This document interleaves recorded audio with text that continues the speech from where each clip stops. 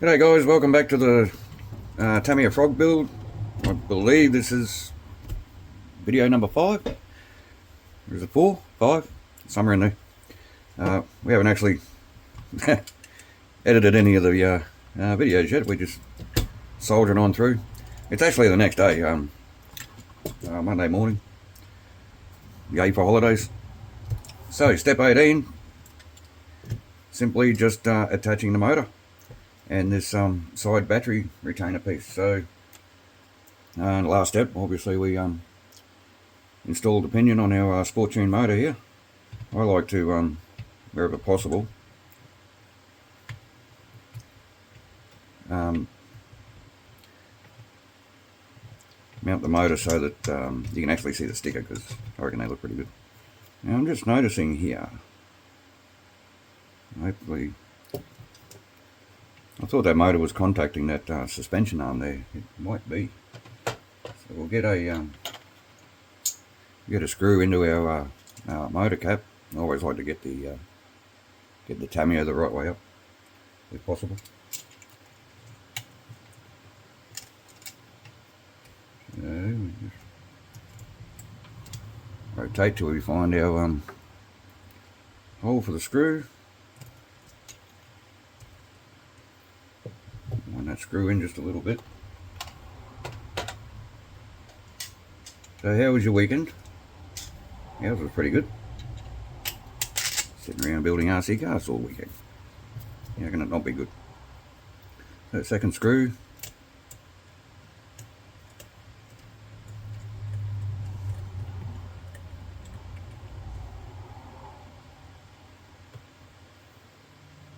Let's pull it up.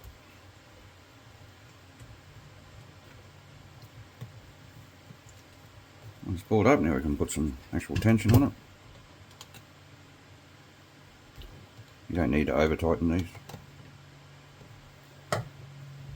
And that suspension arm looks like it's just coming in contact with that motor, but once all the weight's in it and sitting on the wheels, it should relieve that just a little bit. Just another thought, maybe that's why these arms are so susceptible to breaking. Maybe it's the heat from the motor transferring into that plastic and making it weak over time. But anyway, that's step 18. Step 19 through to 21 is basically just installing the electronics and the steering servo.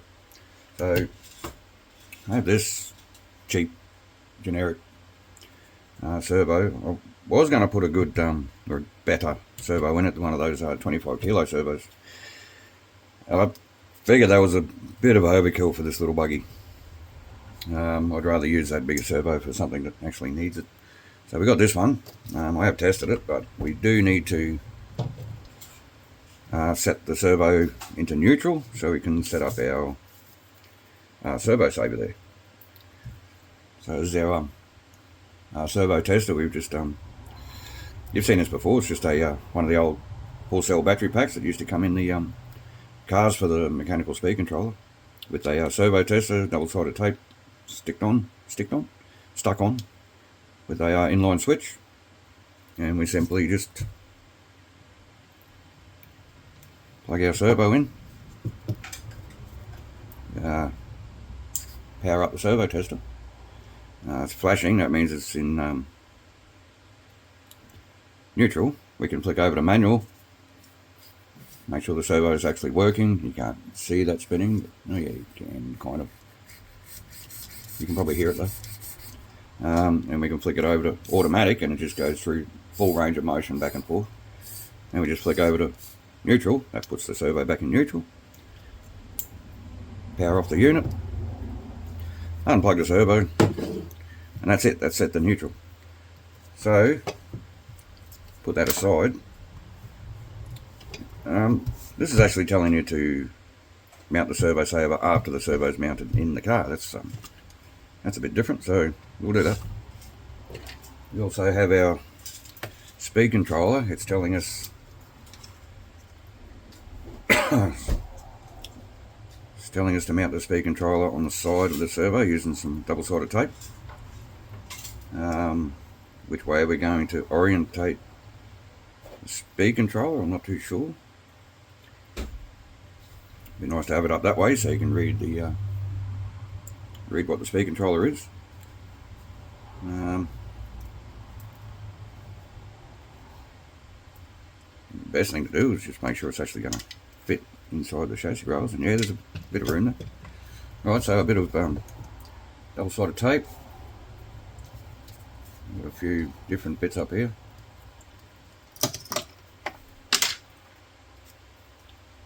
The Frog came with these two long bits of tape. I'm not too sure what you're going to be using all that double-sided tape for. I guess we'll find out, but I'll use some of this to stick the speed controller down to the steering servo. Don't need much, this stuff's pretty sticky. Just peel this off.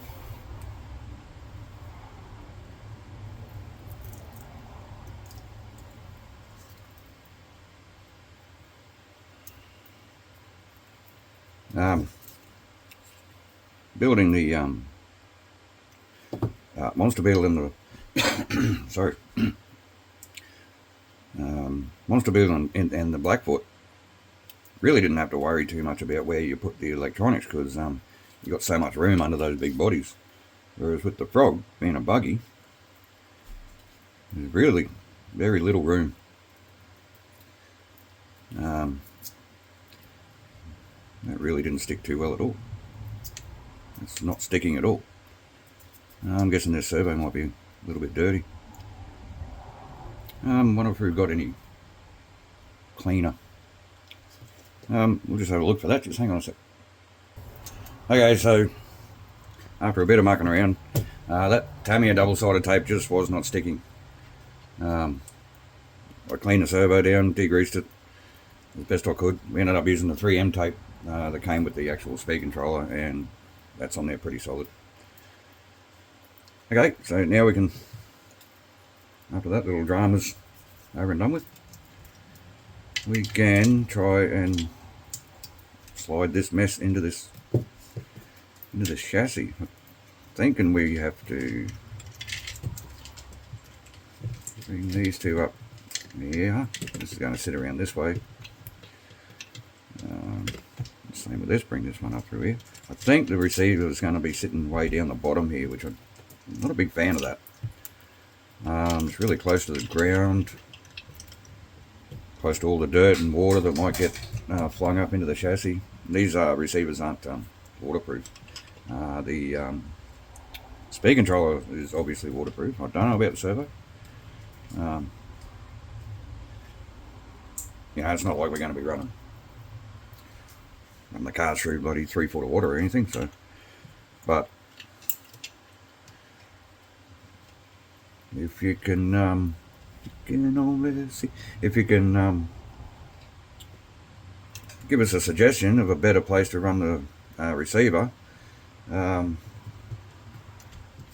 Before we started the build, I was thinking about mounting the receiver up underneath where the driver figure mounts up, but it ended up the plugs were too close to the battery. I didn't like that either. There's really nowhere else to put it, is there? So we might think of something later on. Right, so right, that's our servo. So you know the rules: 1 for turn, 2 for burn. Kind of a waste of a 6-channel receiver as well, but that's all we got. They're also handy if you want to put extra things into your cars later on, like lights and stuff like that. Alright, so also while the camera was off, I went back and put that side piece on from step 18. That's ready to go. We can screw this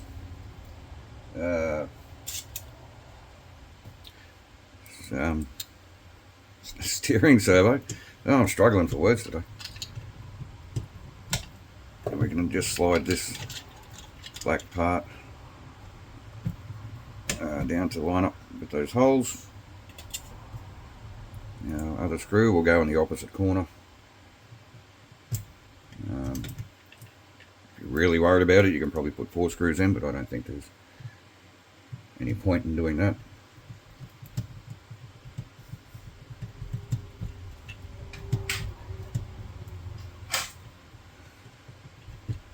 Ow.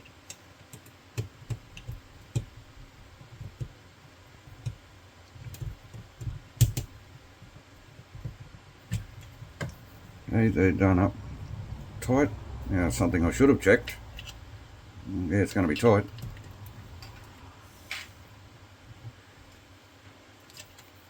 The motor wires actually reach.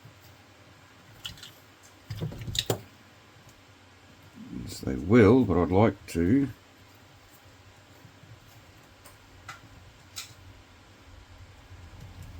Let's see if I can run them through here. We might have a little bit of a drama here, fellas. Guys and girls. The battery will be fine. So we might even just... Am I going to get that through there now? Probably not. Am I going to fit through there? I might have to stop and have a think about this. Our motor wires seem to be short.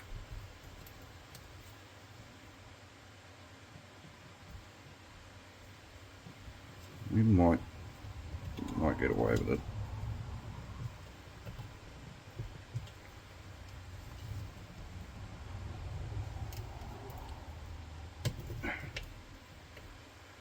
This darker wire just doesn't want to plug in properly. Maybe because I just can't get my fingers onto it. Just talk amongst yourselves while I muck around with this thing. There we go. She's in. Would have been nice to mount that back just a tiny little bit, but we use that 3M tape, and that's pretty strong stuff. So now hopefully that's not going to impede with the driver figure. And I hope that's... We can actually test this because I have this battered old frog body from my original frog. So we sit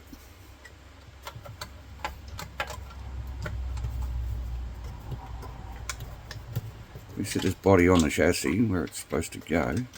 Why isn't that going down there?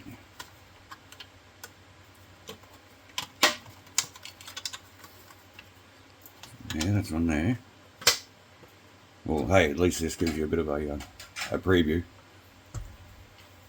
It's not going to be silver, obviously. It's going to be box art. Yeah,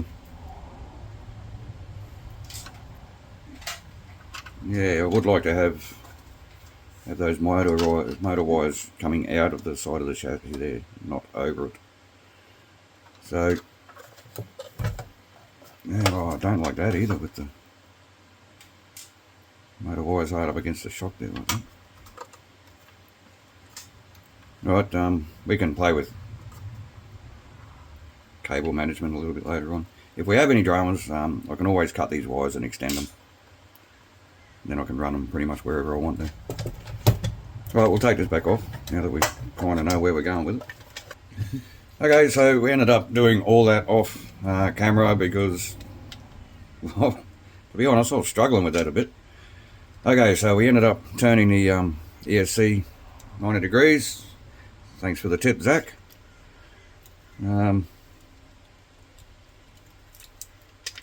So yeah, now our motor wires fit quite nice, sitting up against there. We brought the battery wires poking out the sides. Receivers tucked down there where I don't like it. We have our on-off switch. And our aerial's just dangling free for now because we're going to run it. Maybe, I don't know where we're going to run this yet. Might just coil it up inside. Maybe around the driver figure.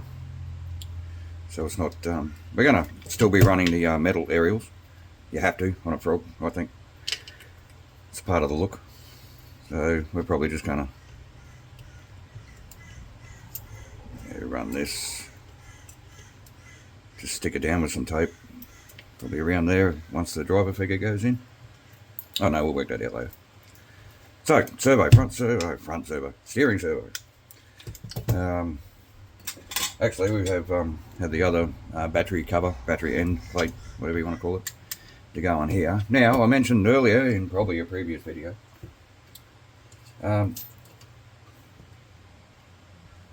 don't throw away your plastic bushings. What I ended up doing with the Monster Beetle and the Blackfoot was, where's one of our batteries? Mate, over here. These NIMI batteries that we use are slightly longer than the old NiCads that used to fit inside these cars. And if you mount these side plates where you're supposed to, the batteries don't actually fit inside the battery compartment. So, just as a quick fix, the first time on the Monster Beetle, I used 2 of the plastic bushings. If I can even get a screwdriver in the screw.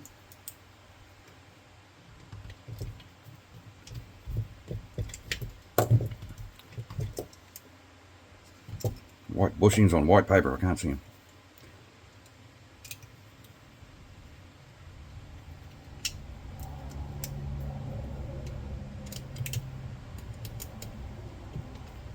Right, we just, and don't worry, there's plenty of thread pulling into that plastic. Like I said, it was going to be a quick fix on the Monster Beetle, and it's still running those bushings, and I've never had a problem. And now we have room for our battery to sit nice and flat. Everything goes in as it should. So yeah, keep those nylon bushings because they do come in handy for things every now and then. Right, so steering servo. The only thing I don't like about this is obviously the way it looks, and it's obviously off center. These bearings are 4mm wide, so ultimately you could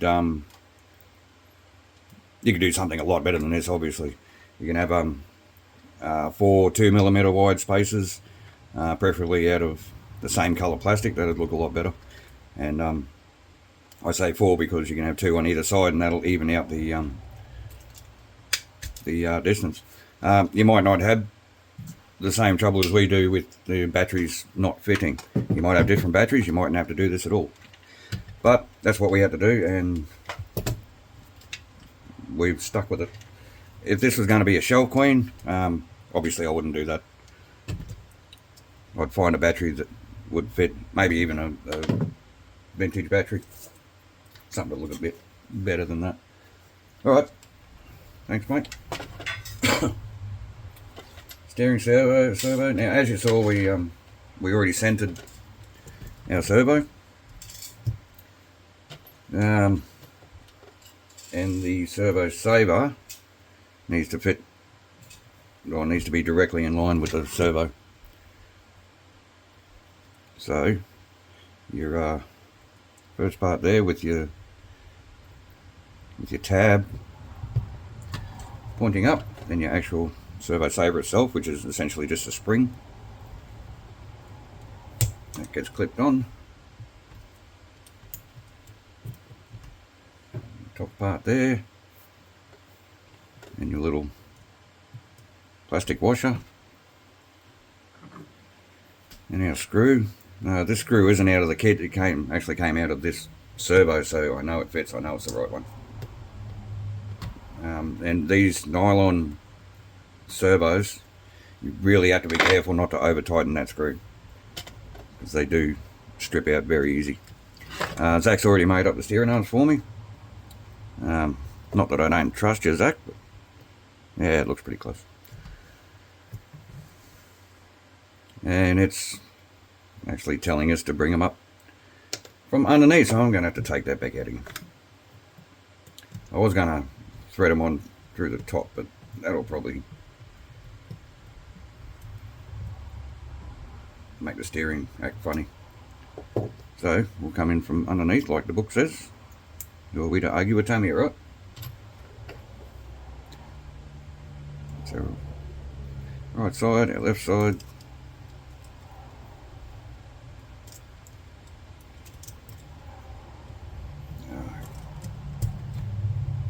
Servo saver back on.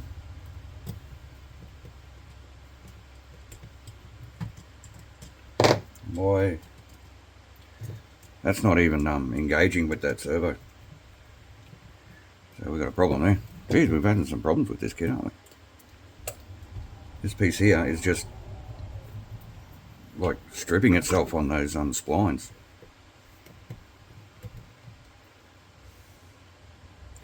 And that's the right piece. I had the servo saver that came off that servo,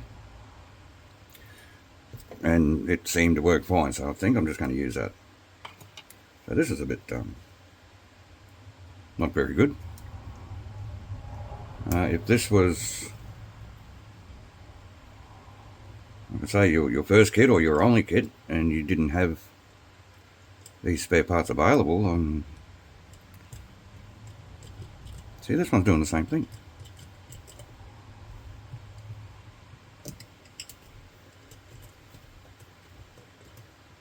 It might be a problem with the actual spline on the servo. Well, another hiccup, guys. So, looks like I'm going to have to use that 25 kilo servo, which means I've got to take all this back out again. We're not going to make her sit through that. So, I'm going to call this the end of the video. It's really just a matter of fitting that other servo, using the servo saver, probably the one that came in the kit this time.